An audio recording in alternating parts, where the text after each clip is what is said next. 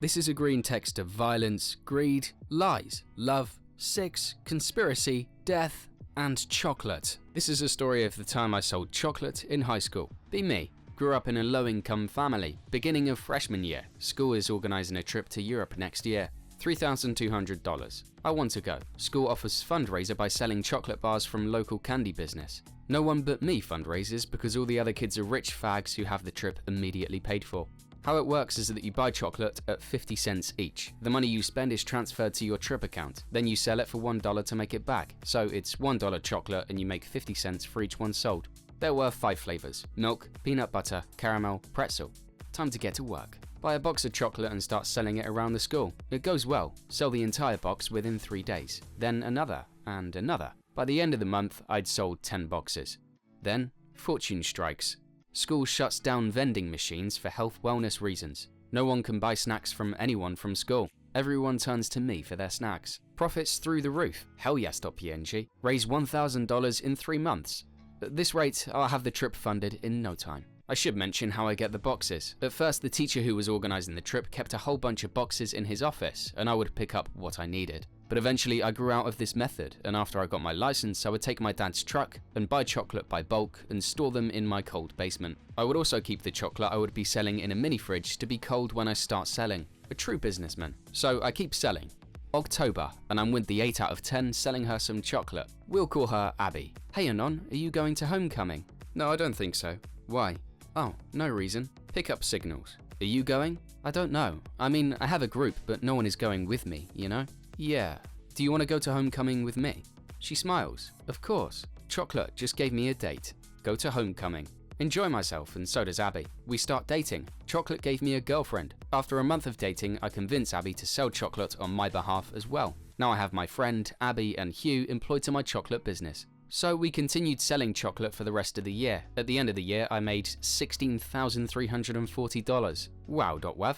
So to any normal person, this should have been raising alarms. However, I got lucky to have the teacher who didn't care or understand how much money I was making. By all definitions, I was breaking school policy. Maybe he felt pity for me and my family's financial situation. I'll never know. On the day before the trip, he emailed me that he needed to give me the money in person before the trip instead of during, since you can only bring a certain amount of cash overseas. I emailed him back and I would meet him at a restaurant. I texted Hugh to pick me up and drive me to the meeting place and then drop me off. I'd need protection when carrying more money than I've ever seen in my life. It went down like in movies. We walk in and my teacher was sitting at a table. He got up, carrying a manila folder and walked past us, handing me the folder when walking past out the door. We walked out of the restaurant and he drove me back to my house. I opened the folder, $100 bills. Hugh got to my house and I tipped him $100.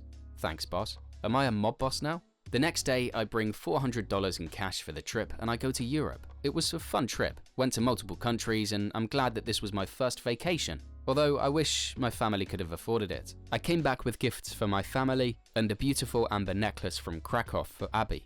Overall, the summer was great. First day of junior year, I came back to school a free man. Not carrying a box of chocolate felt weird. I didn't know what to do with my life. I was walking next to Abby in the hallway. Maybe I'll join a club, or I walked past a poster on the wall. I stopped and looked at it. Japan trip. Next year. $4,000. Abby saw me looking at the poster on the wall. Oh no, don't tell me. Yep. She smiles. Time to get to work. So this trip was organized differently than the one before. It was a different group. A group of teachers who organized it had no sponsored fundraisers, and you had to make payments to the trip instead of the funds going to an account. I asked the teachers if I could do my own fundraiser. They agreed. I re-established my contact with the chocolate shop. The little Italian owner loved me and knew me by name. I asked if I could fundraise for my next trip. He said yes. I bought 30 boxes of chocolate and loaded them into my truck and started organizing.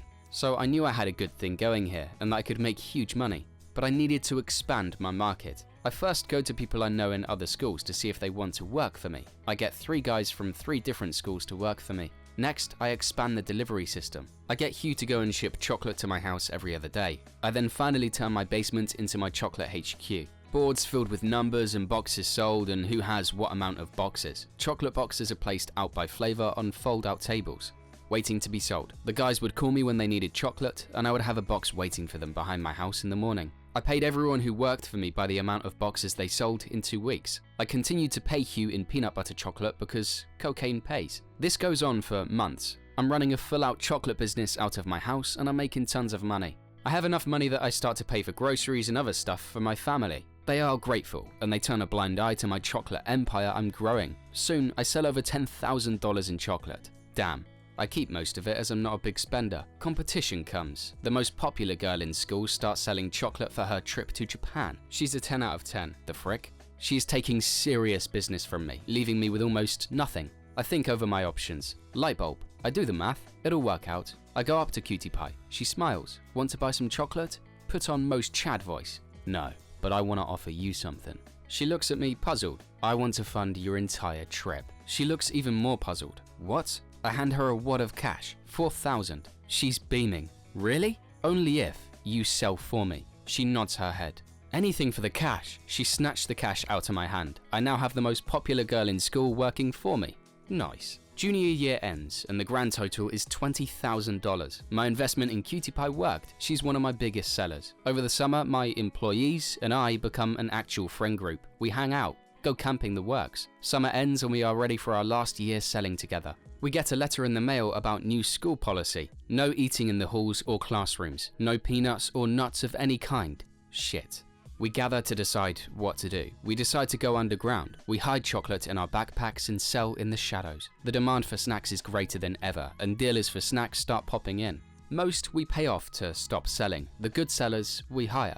I now have 15 employees working for me, racking in the money. Some dealers get caught selling and get detention. They never rat us out, or Hugh would end them. Fugitively or literally, I don't know. The year went by with one interruption. Cutie Pie was going to rat on us. Apparently there was a reward for the identity for a criminal chocolate dealer. She wanted to cash in. One of our dealers intercepted that. Hugh went to work. Next day she wasn't at school. I asked Hugh what he did.